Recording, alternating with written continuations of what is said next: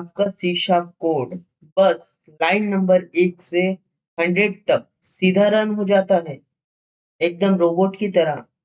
लेकिन क्या हो अगर आप चाहते हैं कि आपका प्रोग्राम खुद डिसीजन ले, या फिर एक ही काम को बिना थके 1000 बार करे? अगर आप अपने कोड में दिमाग डालना चाहते हैं, तो आज का ये वीडियो आपके लिए है। Hello coders, welcome back to Byte Genesis, जहां हम कॉम्प्लेक्स प्रोग्रामिंग कंसेप्ट को बनाते हैं बिल्कुल सिंपल। आज हम सी शार्प की सुपर पावर को अनलॉक करने वाले हैं, जिसे हम कहते हैं कंट्रोल स्टेटमेंट। सबसे पहले आते हैं डिसीजन मेकर्स। इमेजिन करो, आपको बाहर जाना है, बारिश हो रही है, तो आप अम्ब्रेला लेंगे या सनग्लासेस लेंगे? बस यही काम हमारा इफ एल्स स्टेटमेंट करता है सी शार्प में। जब आपके पास बहुत सारे ऑप्शंस हो, जैसे कि ट्रैफिक लाइट, रेड पे रुको, येलो पे वेट करो, ग्रीन पे जाओ, वहां हम यूज करते हैं स्विच स्टेटमेंट्स। ये एक कार्टून कैरेक्टर है जो जिम में वेट उठा रहा है और काउंटर बढ़ रहा है। अब आते हैं लूप्स पर। अगर मैं आपसे कहूं कि कंसोल पर हेलो बाइट जेनेसिस 1000 बार प्रिंट करो, क्या आप 1000 लाइंस का कोड लिखेंगे? बिल्कुल नहीं। एक स्मार्ट डेवलपर यूज करता है लूप्स। तो लूप्स में हमारे पास 3 टाइप्स के लूप्स आते हैं: for loop, while loop, do while loop. For loop, जब आपको एग्जैक्ट पता हो कितनी बार काम करना है, तब हम फॉर लूप का यूज करते हैं। व्हाइल लूप, जब तक कंडीशन ट्रू है तब तक लूप चलते रहेगा। टू व्हाइल लूप, ये थोड़ा जिद्दी है, कंडीशन चेक करने से पहले एक बार कोड जरूर रन करेगा। आप अज्यूम करिए, एक कार जो हाईवे पर चल रही है और अचानक यू टर्न या एग्जिट ले लेती है, और कभी कभी हमें लूप्स के बीच से भागना पड़ता है या कोई स्टेप स्किप करना पड़ता है। वहां एंट्री होती है जंप स्टेटमेंट की। अब हमारे पास जंप स्टेटमेंट में 2 टाइप्स है। First one is break, second one is continue. तो ब्रेक, लूप को वहीं तोड़ दो और बाहर निकल जाओ। ये काम होता है हमारे ब्रेक स्टेटमेंट का। अब हम देखते हैं कंटिन्यू। करेंट राउंड को छोड़ दो और नेक्स्ट राउंड पे जंप करो। तो सबसे पहले हम देखते हैं what is control statement in C sharp. तो कंट्रोल स्टेटमेंट का हम यूज करते हैं ताकि हम प्रोग्राम के एग्जीक्यूशन का जो फ्लो है उसे हम मैनेज कर पाए। ठीक है। अब हमने इसमें टाइप्स ऑफ कंट्रोल स्टेटमेंट्स देखे हैं। जैसे हमने फर्स्ट में देखा था डिसीजन मेकिंग स्टेटमेंट। तो डिसीजन मेकिंग स्टेटमेंट्स की कुछ टाइप्स है: इफ एल्स इफ, स्विच। यह है उसका कुछ examples. Then looping statement. Looping statement को हम आइटरेशन स्टेटमेंट भी कहते हैं, जो बार बार रिपीट होता है। Use to repeat code multiple times. What is looping statement? So looping statement are used to execute a block of code repeatedly until a condition is false. So looping statement वो block of code है जो execute होता है बार बार जब तक कि उसकी condition false नहीं होती है। तो looping statement में 3 loops आते हैं: for loops, while loops and do while loops, जिसे हम यूज करते हैं फ्लो को चेंज करने के लिए। अब इसके कुछ टाइप्स है, जैसे कि ब्रेक, कंटिन्यू एंड रिटर्न। हमने विजुअल स्टूडियो को ओपन किया है, एक नया प्रोजेक्ट बनाते हैं। नेक्स्ट। यहाँ पे हम लिख देते हैं कंट्रोल स्टेटमेंट, क्रिएट कर लेते हैं।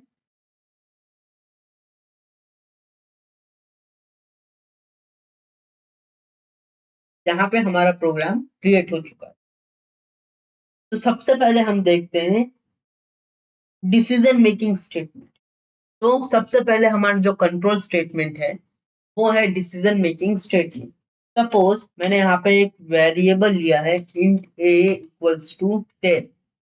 If my a is less than 20, अगर मेरा a 20 से छोटा है तो यहाँ पे प्रिंट होना चाहिए लेसर देन 20, ग्रेटर देन 20। अब हम देखेंगे नेस्टेड इफ एल्स। a नाम के वेरिएबल में हमने क्या स्टोर किया है, 10 स्टोर किया है। तो हम यहाँ पे क्या करेंगे, if my a is greater than 5, अगर मेरा a 5 से बड़ा है तो ये मुझे क्या प्रिंट करके देगा, a इज ग्रेटर। क्या प्रिंट करेगा, a इज ग्रेटर।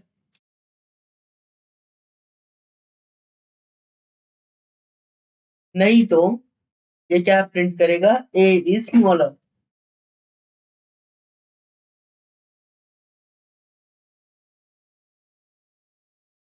हम इफ के अंदर में फिर से इफ एल्स लेंगे, है ना। जैसे कि if my a equals to 10, अगर मेरा a 10 के बराबर है तो क्या प्रिंट करे, a is similar to 10। Otherwise ये क्या प्रिंट करे,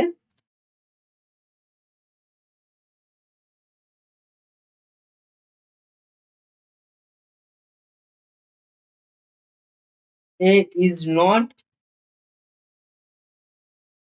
similar to 10। तो इस तरीके से हम नेस्टेड इफ एल्स का यूज करते हैं। तो हम रन करके देखते हैं। यहाँ पे देखिए a is greater and a is similar to 10। Then फिर यहाँ पे क्या चेक हुआ, यहाँ पे कंडीशन चेक हुआ, क्या हमारे a की वैल्यू इक्वल्स टू 10 है, क्या हमारी a की वैल्यू 10 के बराबर है। अगर हाँ बराबर है तो कंसोल डॉट राइट लाइन में इसने क्या प्रिंट किया, a is similar to 10। Otherwise क्या प्रिंट करता, a is not similar to 10। तो चलिए अब हम एग्जांपल देखते हैं स्विच स्टेटमेंट। हम जैसे कि हम एक वेरिएबल ले लेते हैं इंट बटन प्रेस करके, ठीक है। एंड इसमें हमने क्या पास किया, 2 पास किया। ओके, अब हम क्या करेंगे, हमारा स्विच स्टेटमेंट लिखेंगे। तो हमारे स्विच स्टेटमेंट में हमने क्या पास किया, बटन प्रेस। तो ये क्या करेगा, वहां पे केसेस देखेगा कि जिस केस से ये मैच हो गया वो क्या करेगा, इसको एग्जीक्यूट करेगा और वहां से वो लाइन को ब्रेक करके बाहर आ जाएगा। केस 1, अगर हमारा केस 1 है तो ये क्या करेगा, फैन को ऑफ कर देगा। क्या कर देगा, फैन फैन को ऑन कर देगा, फैन इज ऑन। और कंडीशन क्या हो जाएगी, यहाँ पे ब्रेक हो जाएगी। सेम इसी तरीके से हमारा केस 2, अगर हमारा केस 2 मैच होता है हमारे बटन प्रेस से तो यहाँ पे क्या होगा, फैन फास्ट हो जाएगा। हम यहाँ पे लिख देते हैं फैन इज फास्ट। यहाँ पे कंडीशन क्या हो जाएगी, ब्रेक। सपोज अगर कोई भी कंडीशन मैच नहीं किया तो ये क्या करेगा, एक डिफॉल्ट कंडीशन को एग्जीक्यूट कर देगा। हम इसमें लिख देते हैं नथिंग इज हैपेंड। चलिए इसे हम रन करके देखते हैं। ओके, हमने यहाँ पे ब्रेक स्टेटमेंट नहीं लगाया है।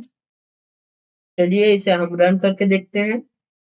तो यहाँ पे देखिए हमारा आउटपुट में क्या आया, फैन इज फास्ट। अब फैन इज फास्ट क्यों आया, क्योंकि यहाँ पे केस नंबर 2 एग्जीक्यूट हुआ है। ठीक है, अब चलिए हम एग्जांपल देखते हैं लूपिंग स्टेटमेंट का।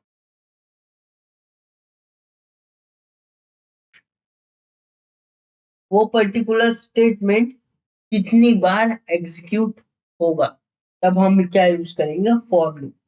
तो फॉर लूप फॉर, यहाँ पे हम क्या करेंगे, इसको इनिशियलाइज कर देंगे। int I equals to 0, r is less than 10, less than or equals to 10, and I plus plus। मैं क्या चाह रहा हूँ, मुझे 10 बार किसी का नाम प्रिंट करना है। तो अब हम बार बार तो नहीं लिख सकते हैं कंसोल डॉट राइट लाइन किसी का नाम, console dot right line name, console dot right line name, ऐसे हमें 10 लाइंस लिखने पड़ेंगे, तो वो बहुत हेक्टिक पार्ट हो जाएगा। तो उसके लिए हम जो यूज करते हैं, फॉर लूप का यूज करते हैं। तो हम इस प्रिंट करके देखते हैं।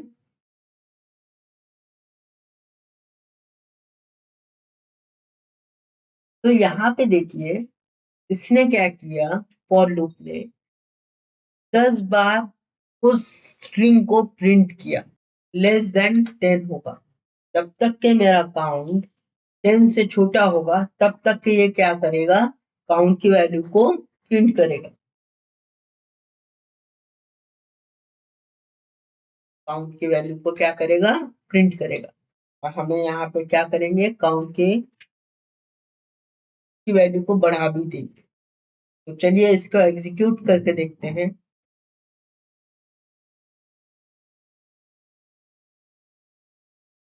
तो इसने तब तक के वैल्यू को प्रिंट किया जब तक के कंडीशन फॉल्स नहीं हुई। तो यहाँ पे देखिए जैसे ही यहाँ पे कंडीशन फॉल्स हो गया, इसने क्या किया, उसको प्रिंट करना बंद कर दिया। तो ये एग्जांपल है हमारा डू व्हाइल लूप का।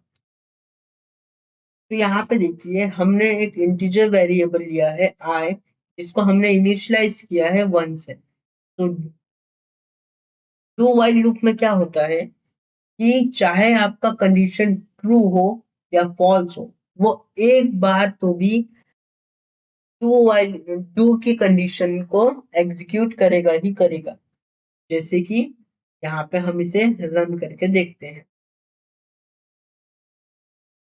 यहाँ पे देखिए जब तक के कंडीशन ट्रू थी, ने क्या किया, उसको प्रिंट किया। अब हम चलते हैं यहाँ पे कंडीशन हम फॉल्स करके देखते हैं।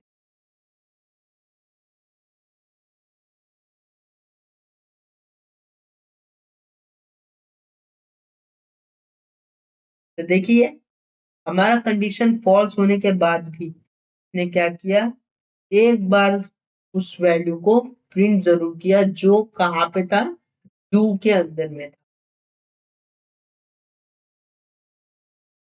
कर लेते हैं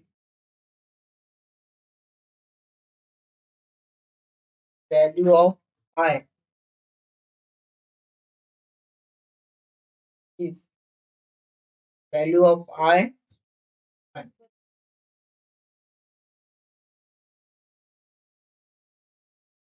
अब हम इसमें एक कंडीशन चेक करेंगे। अगर मेरी आई की वैल्यू 5 के बराबर होती है तो क्या होगा, उस कंडीशन में हम उसे ब्रेक करना चाहते हैं। उस कंडीशन को हम क्या करना चाहते हैं, ब्रेक करना चाहते हैं। तो देखते हैं क्या ये ब्रेक होगा। चलिए इसे रन करके देखते हैं। तो यहाँ पे देखिए जब हमारी आई की वैल्यू कहाँ से स्टार्ट हुई थी? 0 से स्टार्ट हुई थी, है ना? तो 0, क्या हमारा 0 की वैल्यू 5 के बराबर है? नहीं। तो कंडीशन यहाँ पे ब्रेक नहीं हुआ। क्या प्रिंट हुआ? 0 प्रिंट हुआ, है ना?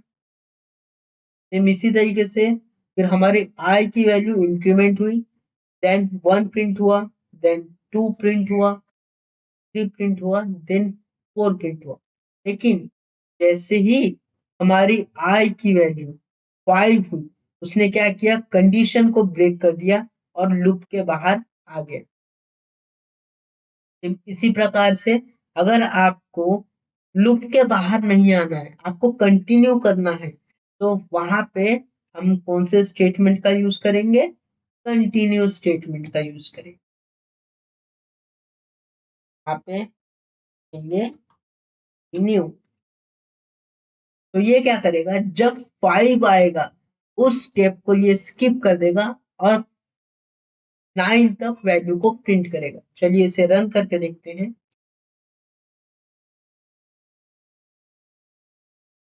तो यहाँ पे देखिए 5 यहाँ पे स्किप हो चुका है। तो ये काम होता है हमारा ब्रेक और कंटिन्यूअसली। आशा करता हूँ आपको ये आज का वीडियो अच्छा लगा होगा। तो आप लाइक करिए, शेयर करिए, सब्सक्राइब करिए।